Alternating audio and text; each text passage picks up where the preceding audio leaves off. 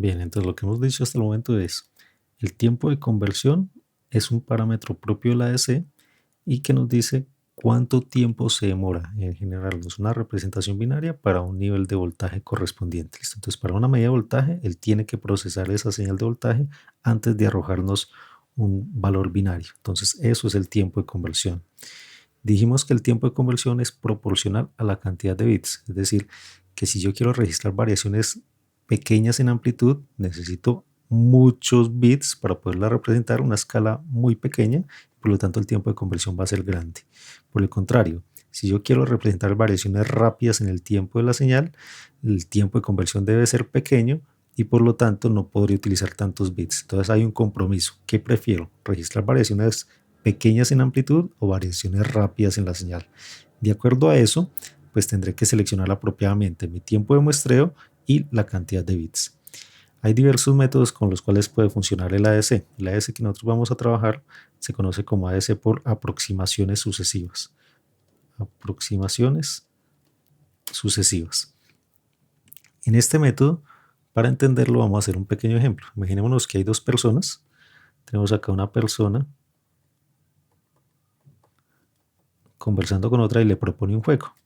Entonces,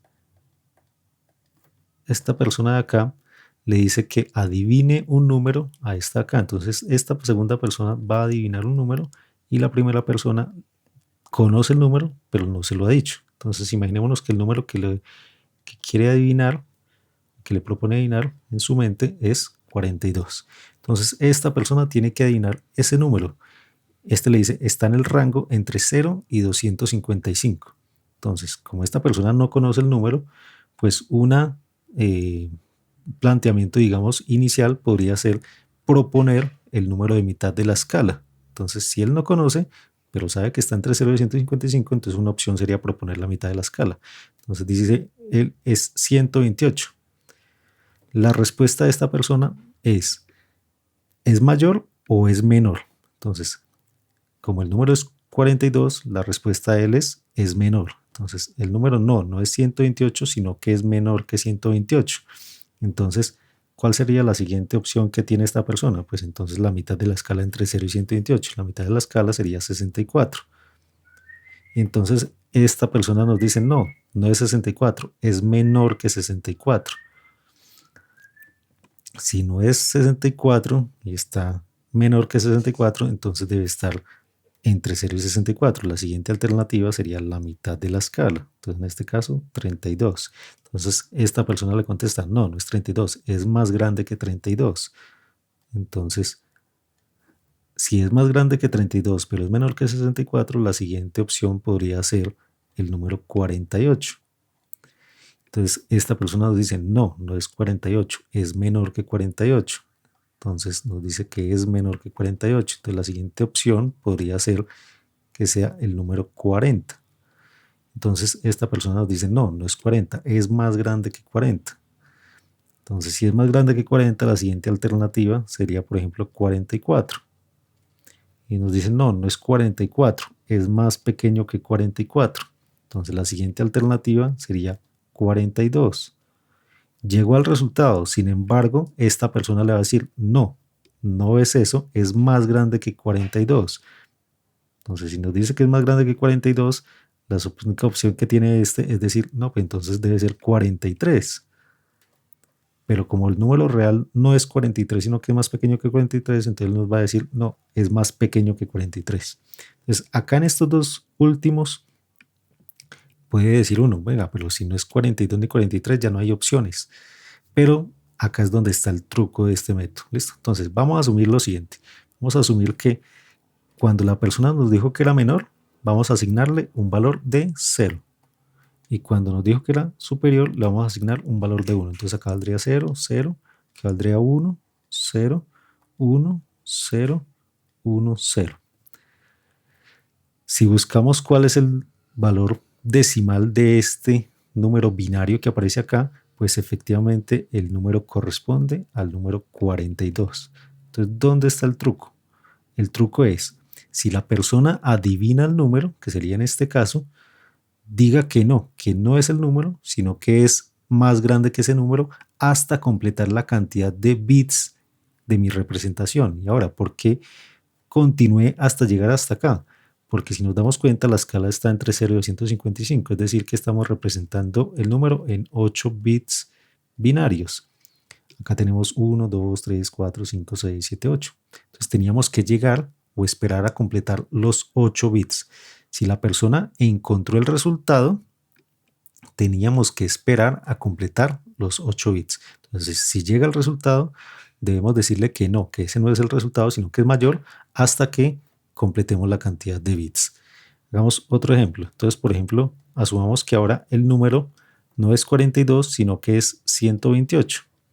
Entonces, este sería el resultado, 128. Entonces, la persona empieza. Dice, bueno, está entre 0 y 155. Pues la primera opción sería que sea 128. Entonces, de una, lo encontró. Sí, lo encontró, pero no hemos completado la cantidad de bits. Recuerden que tenemos que encontrar 8 bits. Entonces, como lo encontró, pero no hemos completado la cantidad de bits, le vamos a decir que no, que ese no es el número, sino que es más grande que ese número. Entonces, es más grande que este. Si dice que es más grande, pues esta persona no conoce el resultado, entonces ¿qué va a asumir? Bueno, que está entre este y este. Entonces, si considera que está entre este y este, la siguiente alternativa sería que esté por acá y que valga 160. Entonces, ¿qué va a decir este? No, no es 160, es más pequeño que 160. Recordemos que el número que estamos encontrando es 128, entonces es más pequeño que 160. Bueno, entonces si este dice es menor que 160, tiene que estar entre 160 y 128. Entonces la siguiente alternativa sería 144. Entonces nos dicen, no, no es 144, es más pequeño que 144. Entonces la siguiente alternativa sería, este por acá, 136. 136. 136. Nos dicen, no, no es 136, es más pequeño que 136. Entonces la siguiente opción sería que fuera 132. Nos dicen, no, no es 132, es más pequeño que 132. Por lo tanto, entonces la siguiente alternativa sería 130. Dicen, no, no es 130, es más pequeño que 130. Entonces la siguiente alternativa sería que fuera 129. Y nos dice que no, es más pequeño que 129. Y entonces otra vez acá llegamos al mismo punto. Entre 129 y 128 no hay opciones, entonces tendría que ser o 129 o 128. Sabemos que inicialmente él dijo el resultado correcto, pero como no habíamos completado la cantidad de bits, el truco es decirle que no era ese, sino que era más grande que ese.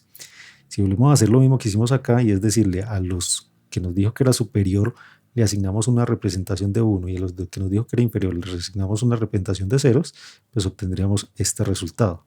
Y este resultado en binario es equivalente exactamente al número 128 en decimal. Es decir, que el método funciona completando la cantidad de bits hasta la representación que nosotros queremos. Por ejemplo, en esta escala de 0 a 155 sería una representación de 8 bits. Si la persona adivina el número, tenemos que esperar, decirle que no, que es más grande que ese, esperando hasta completar la cantidad de bits correspondientes. Ahora, ¿por qué se llama aproximaciones sucesivas? Porque él empieza en un valor y se va aproximando sucesivamente hasta que llega al resultado. O en este caso, pues empezó en el valor, pero pues digamos que acá está el truco de decirle que era más grande y luego se fue aproximando lentamente hasta que llegó al resultado. Entonces por eso se llama aproximaciones sucesivas.